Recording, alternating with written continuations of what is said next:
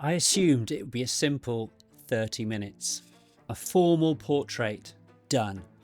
By the end of the afternoon, I was on a pub crawl with Richard Harris and so drunk I had to get my assistant to drive me to the next job. The magazine Empire had booked a suite at the Savoy and I arrived early to set up. This was March 2000, a year before Harris became Dumbledore and a whole new generation discovered him. He was actually living at the Savoy at the time, not staying there, living there. And when he arrived, it felt sort of territorial, like we were unwanted guests in his home. He was taciturn. You could feel the irascibility bubbling away underneath. He took one look, and when he saw the lights and the idea of a formal shoot was mentioned, he became hostile. Well, maybe not hostile, immovable might be a better way of saying it. Some people, as we all know, some people have an intimidating aura and you instinctively know to tread warily. So I did my usual shtick and took out my little folio of portraits, not celebrities, but film stars. On his level, he leafed through them slowly, silently. And then he sort of looked up and said, "All right, you can take a few frames, but only while I'm being interviewed." This doesn't happen often, but when it does, it's really irritating. I'm a portrait photographer. That's me. I'm not documentary. And photographing someone in the process of being interviewed, mid-interview, is like capturing butterflies in a meadow. You bring down the net, you think you've got the moment, but it's gone. The butterflies escaped. You're also trespassing on the interview.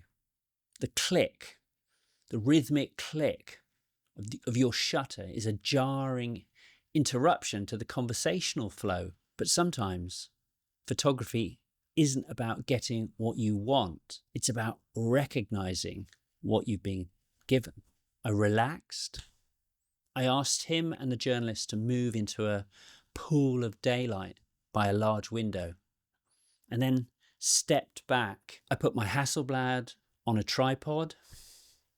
The longest lens I had was 120mm, fast film, no direction, no choreography, just watching, listening to him talk. It was hypnotic. He was imperious, utterly dismissive of the current crop of Hollywood stars. I won't talk about what he said about Tom Cruise or Demi Moore or Bruce Willis, but you could sense the distance between his world and theirs. Although he was nearly 70, he had a formidable presence, piercing blue eyes. Those pictures, taken almost accidentally during the interview, ended up being the best ones, unposed, unarmoured, alive. Afterwards, he agreed, again slightly reluctantly, to pose for the formal portraits that I'd originally envisaged. And I looked at them, they're good. You know, I did some stuff with the Polaroid camera. They're good. It's a really nice session. He certainly warmed to us and it showed, but they're not the ones that I like. I'd already got my best picture, the one that I put in my portfolio. After we finished, I guess we were friends. And he wanted to show us the various bars that they have at the Savoy and suggested we have a drink in each. This is not my area of expertise. I'm such a lightweight among my friends. I'm known as Half Pint Harry. It was ridiculous. It didn't take long before it was a pub crawl along the various pubs of the Strand. I had a little black Leica M6 with me. I just started using it. And as we moved from bar to bar. I photographed him informally. I sort of felt like privileged to be hanging out and documenting what must be his life. Smoking, talking, holding court.